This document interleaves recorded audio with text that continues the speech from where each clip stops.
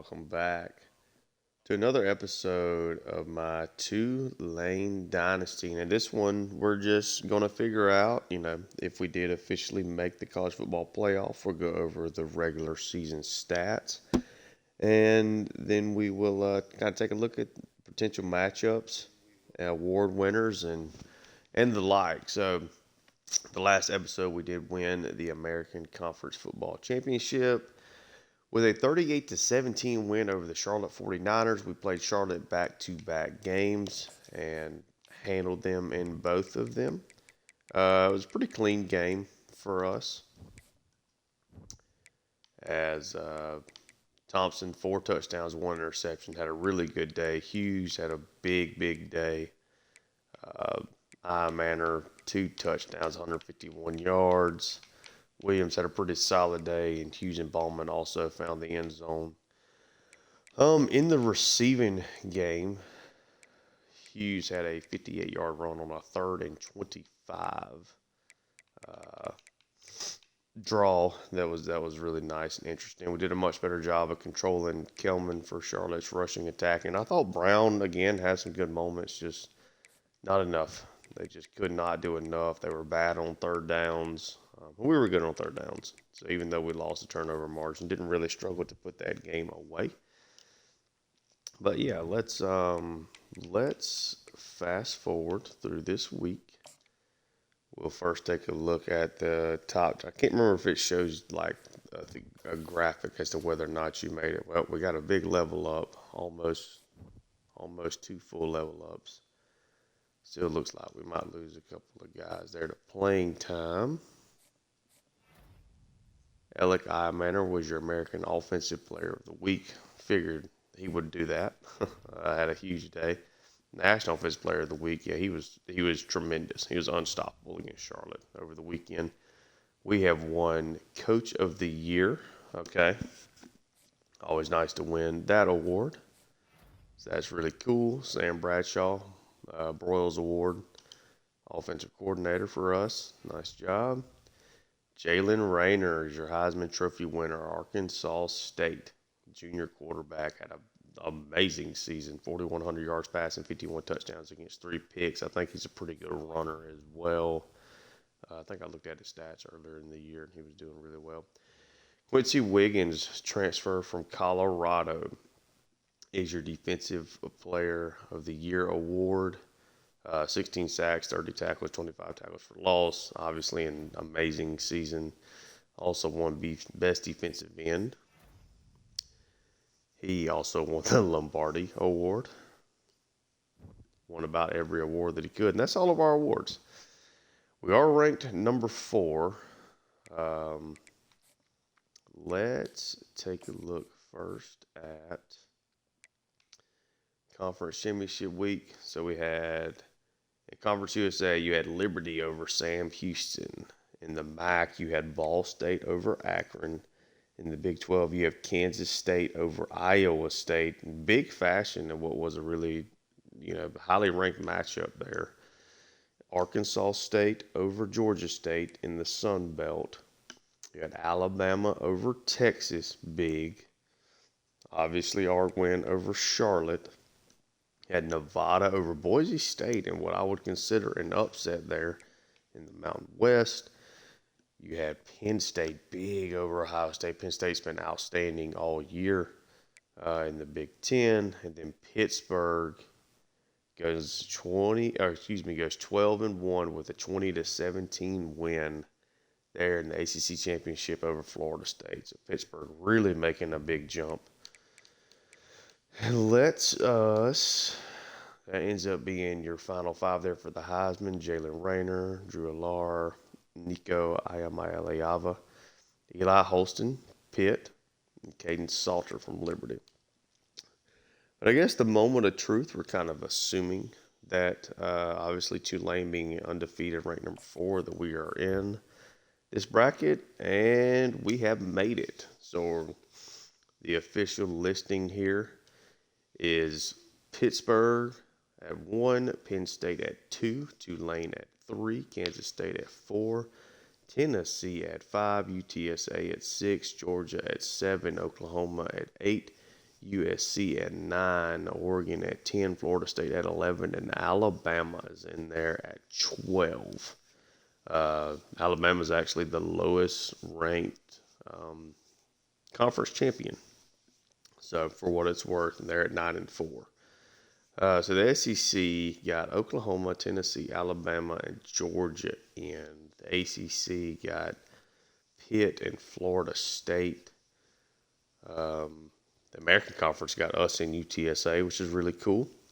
The Big Ten got Penn State and USC and Oregon. And, the Big 12 just got Kansas State. Yes. So, a lot of SEC schools, a lot of ACC schools. And then you got a lot of Big Ten schools and a lot of SEC schools. And then, of course, you got kind of funny that you have the American Conference with 2 teams in. So let's take a look at the award winners just across all of them. So Jalen Rayner, Arkansas State, is your player of the year. He won the Heisman, so that makes sense. We were the head coach of the year. Rayner wins best quarterback over the same group that's in that top 5 for the Heisman. Defensive player of the year, obviously Wiggins won it, but had a couple of other guys. Bear Alexander is a guy that I just recognize. Trey Lathan, I think I recognize as well. But Lunds ends up finishing 7th. Had a really good year. Abdul Carter, Trey Moore. Yep. Okay. Defensive back of the year. Did not win this one. Riley Green, transfer we got in from Liberty, finishes 3rd. Caleb Ransall, senior year, ends up finishing 4th. So we're losing both of those guys. Cam Miller from Penn State ends up winning that. And we had a redshirt freshman in Cam Duvernay that finishes 2nd for best defensive back of the year. And Luke Tillery didn't end up making the list a little bit farther down. Running back of the year, Mekhi Hughes was not able to repeat his that. He finishes 2nd to Nicholas Singleton out of Penn State. And best receiver now we have Alec Manor. I really don't know what much more to do to get, Manor and Mario Williams on there. I feel like they were outstanding. And I just don't see how these guys' stats are that much better than them, I guess. Unless there's like a freak touchdown season or something. So Wiggins won the Lombardi. Lunds is farther down the list. We did have a senior quarterback, but Thompson with the interceptions did not make that. Defensive end, Lunds and Wiggins make it. It's the top 3. Interior lineman, don't have anybody there. Best tight end, did not get Ballman involved enough. Did a little bit more at the end of the season. So both of our coordinators end up 1st and 2nd. They're at least starting to rank up their prestige and stuff. So they may certainly be worth keeping as long as they're doing that. That has kind of been a problem. Neither one of them are. Cruz is an elite recruiter. He's certainly getting to a good spot there. Bradshaw is a good master motivator. So Chris Rogers made the list for best linebacker. A little surprised didn't have anybody higher than that, but having 3 linebackers kind of rotating in certainly affects the stats and stuff that get there. But with Rogers' interceptions and the pick 6s, thought we might have a better chance there. So that's all of our guys that were up for awards. I also went through it so you guys can see everybody. Let's take a look at the All-Americans. So Rayner, of course, as your quarterback. We did have Hughes on that list at running back. Nobody else along. Of course, the All-Americans lists are usually a little bit more overall based, a mixture of stats in the overalls. I see like a lot of these guys did not win any of the awards we just looked at. But, Caleb Downs ended up at Georgia in this dynasty. Okay. But you see they're all really high overall rated players if you look at the top right. So Hughes makes the first team. Emory Jones, who wasn't even up for any of the offensive lineman awards, makes the second team All-American, which is awesome. Not complaining about that. But, Quincy Wiggins doesn't make first or second team. It looks like the wide receivers are kind of more result-based as you look at the overalls there. But kind of everything else, and running backs. Yeah, so essentially your skill position, your quarterback, running backs, wide receivers, it looks like they tend to be more like result based. Everything else is really still skewed towards the overall ratings. Freshmen, don't know if we'll have anybody here. We do not. So 2 guys make All-American teams. Now, as we look at the American Conference, first team we had Hughes, Emory Jones. Still don't have Quincy Wiggins, but Green and Ransall each make it there. Mario Williams, Ian Manor, Shadre Hurst, Chris Rogers, and Will Carroll make the second team. Freshman all conference doesn't really matter. Neither one of these guys really played. Cortland Washington maybe played a little bit, but I don't think he did. See, like Elijah Kilgo didn't even make, the freshman team in the conference, and he was a full-time starter for us. So, unfortunately, that stuff just does not really make sense. Let's go take a look. I just want to see the Arkansas State's full stat line, and then we'll do our own stat line, and then actually I want to take a look while I'm here and thinking about it. So in receiving, Mario Williams and Alec Imanor were the 2 leading receivers in all of college football, and from a yardage perspective, and even from receptions, Imanor led the way, with Mario Williams being ranked right here. So that's 2 stats that they are very heavily involved at the top.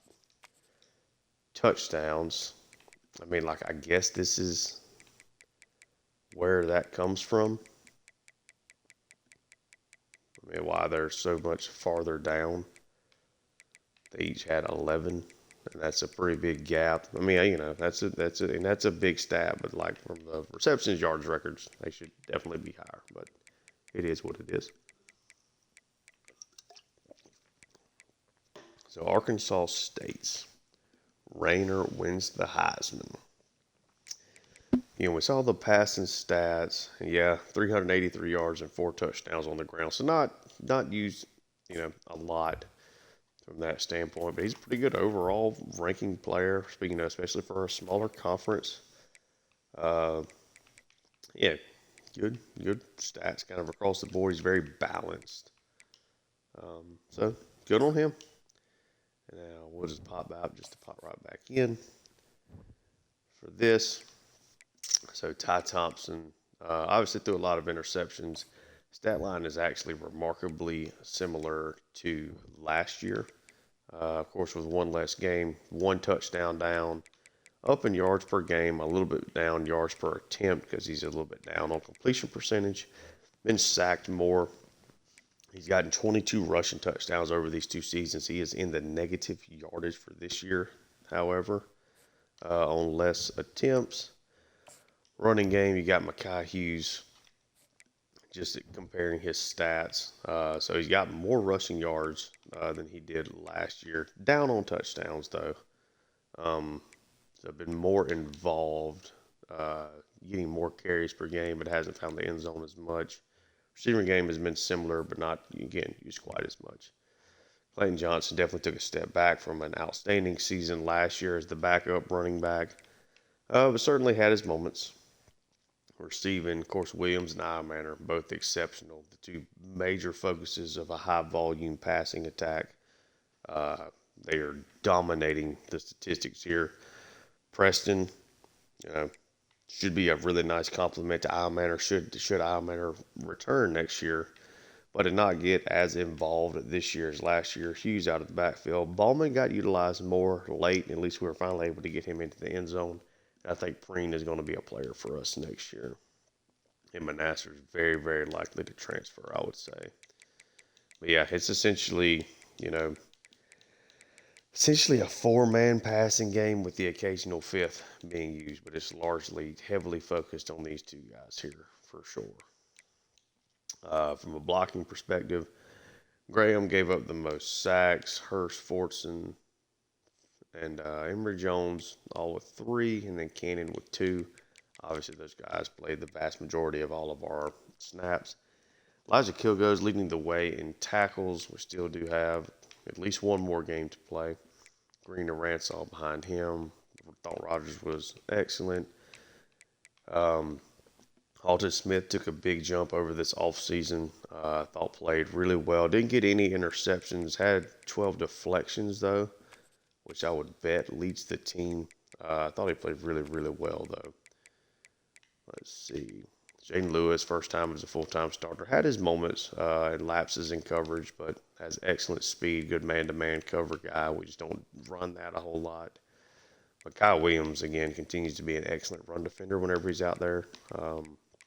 Essentially he's just like a baseline player, and still putting up the stats. Hamilton not nearly as effective as Patrick Jenkins was. Of course, Jenkins won the Heisman as a defensive tackle, so was not really expecting that. But I think he'll have a really big senior year. Take a look at tackles for loss. Wiggins, Lund, Hamilton, all that makes sense. Kyle Williams right behind them on tackles for loss. Sacks, of course, was really all Quincy Wiggins. We had a lot more sacks in year one. But yeah, Wiggins was definitely the focal point of that from jump. Interceptions, Rogers, Green, Lewis, Kilgo, Ransall, and Freelo. Rogers, 7 interceptions, had 2 pick sixes, both in the same game. And our defensive touchdowns go to him and Ransall. Hyman is a freshman kicker. 85% field goals. Did a good job with that. Field goal long was only 45 yards. Does not have a big leg. Was perfect on extra points, though. And Carroll was decent punting. No kick return touchdowns and no punt return touchdowns this year. That's our season stats. Let's take a look now. So, again, our bracket. We have Alabama taking on Tennessee. I think Tennessee's going to win that one to face Kansas State. I will predict USC over Oklahoma. I'll predict UTSA over Florida State, I think. And then I think Georgia is going to take down Oregon. So let's advance. Let's take a look at our... Oh, I guess we can do National Signing Day as well. So we can finally... So take a look at this. So brought in 3 quarterbacks. One of them here is Celessi Chin. Development trait is star. That's huge. Jalen Waddle, I figured he was going to be a normal dev, but we needed 3 quarterbacks in this class. So brought him in. Normal dev, impact dev from Petway. I am pretty sure, barring something being in the transfer portal, that Chin is likely to be the starter out of the gate as a true freshman next year. Eric Browning, number 1 running back in the country, is an elite development guy. And again, I'm expecting Hughes to leave, and I'm expecting Browning as a true freshman to be a day 1 starter for us. Definitely think he is going to be a high impact player immediately. Even getting this Cordell Finnerty, a 3-star gem, star development is awesome. Granger is a star development, 3-star fullback. Trey Bueno, the 5-star gem, star development, but the 99 speed, I think, is going to be a Mario Williams role filler immediately. Be interested to see 78 release. Be interested to see how that plays. He's definitely going to have, I think, he's going to have a role. Like, I don't think he's going to be as heavily targeted as Williams is right now off jump. But I think he's going to have an ability at 6'1", 188. I think he's going to be able to play outside. And I think he's going to be really effective with what I need him to be with that speed and acceleration combo. Muhammad was a 4-star bust. Still has star development, though. So he may not have great caps. That might be his weakness. But yeah, not really fast, but that 6'4", 209 kind of gives what I'm hoping down the road is kind of the eye manner replacement down the road is kind of what I'm hoping for him. Tight end, not bringing anybody. Got Aikman as a 3-star with impact development. That's huge. Hopefully he has good caps. Mafu Bondi, also impact development as a 3-star. It's nice. Just normal here for Dontrell Hope. So good to at least get 2 solid developments there. Carlos Colo, 4-star, but just a normal dev. That sucks. He should be a good player, though, immediately. Defensive end, 4-star bust. normal depth, but he should be a guy that I think can play for us with the block shedding and strength combo. I think he'll be solid. He's not a great athlete. We needed bodies there though. Bichetti 3-star gem impact. Okay, so at least get a positive there. He's a good athlete, but does need work with his strength there for sure. Defensive tackle Mike Farrier 4-star development. That's huge. Really, I'm trying to keep the defensive lines strong. We've been, lucky with that through the first 2 years or year plus. Star development on both of these guys, so Farrier and Cantu. That's huge. Both these guys should be pretty quick impact players for us, and they're gigantic guys, 6'3", 339, and 6'4", 322. No outside linebackers. Lost a middle linebacker here, impact guy for Notre Dame. Free safety got an impact player in Stanley Ficken as a 3-star, and Gossett has the star development. That is huge. That's great.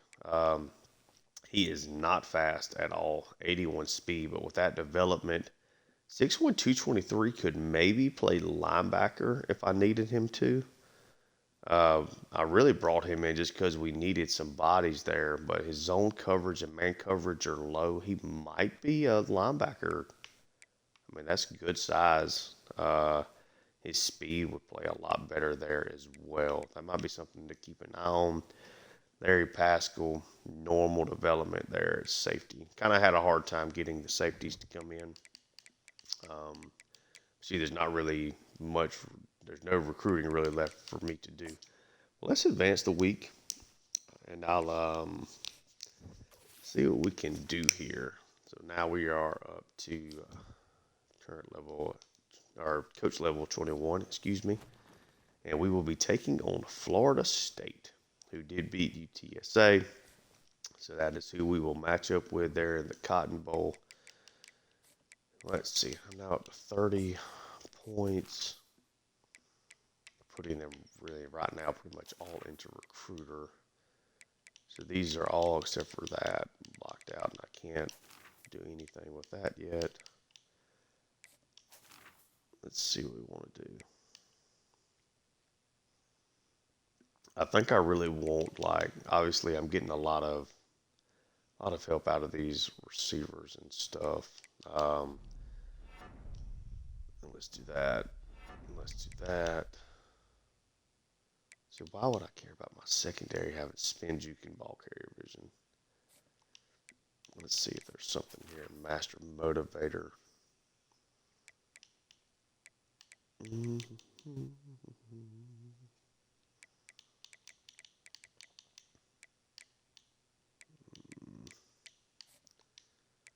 So I can't really do a whole lot of much else, so we'll just kind of keep focusing. We'll put another 5 into that. Let's get this offensive line boosted up a little bit here. And then for the last 5, we just put something in the motivator. I think I'm going to have maybe some wide receivers. I guess we'll have Emory Jones should be a top 3 round guy, so we'll get that to get some extra boost for offensive line.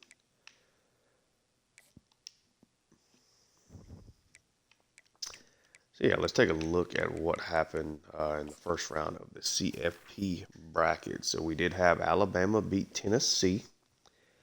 We had Oklahoma beat USC.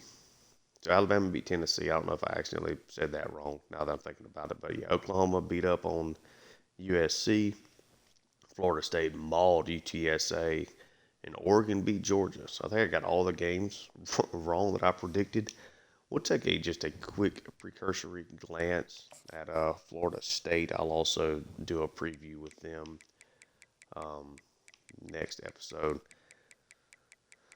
We'll just kind of take just a quick, not an in-depth look at the roster, just kind of get a decent feeling. So we're an 83 overall. They are an 86, so that's not that big of a jump for us. Quarterback isn't anything spectacular, but he's a good athlete with a good arm, but has some weaknesses in the accuracies. Roydell Williams, they got a good running back room. Wide receivers, got a guy here, Jalen Brown, with really good speed. A couple of good wide receivers. No real like giants, and only the one guy with super speed. Good tight end room. But no, like unless they play Landon Thomas, I'm not really worried about anybody like being a game breaker at tight end for them. Okay, that's the weakness along their offensive line. Good left guard. Offensive line is not great, dealing with an injury there at right tackle. Defensive line is really, really, really good. That's kind of their first big standout. Good running back room, a good defensive line, even with the injury there to Darrell Jackson. Linebackers. Linebackers are okay, not overly athletic. Good cornerback room. Okay, free safeties. Safeties are just okay. So the big thing is going to be kind of containing these running backs, making sure Jalen Brown doesn't beat us. Really need to be effective against their offensive line. It is nothing special. And it's going to be, I'm sure, a struggle to run the football against this defensive line. But I do think that we can, I think we can beat these linebackers and beat these safeties. The cornerbacks do give me some worry, but I trust Al Manor, Preston, and Mario Williams, of course. At least the matchup is not too drastic from an overall talent perspective. I think we can get through this one.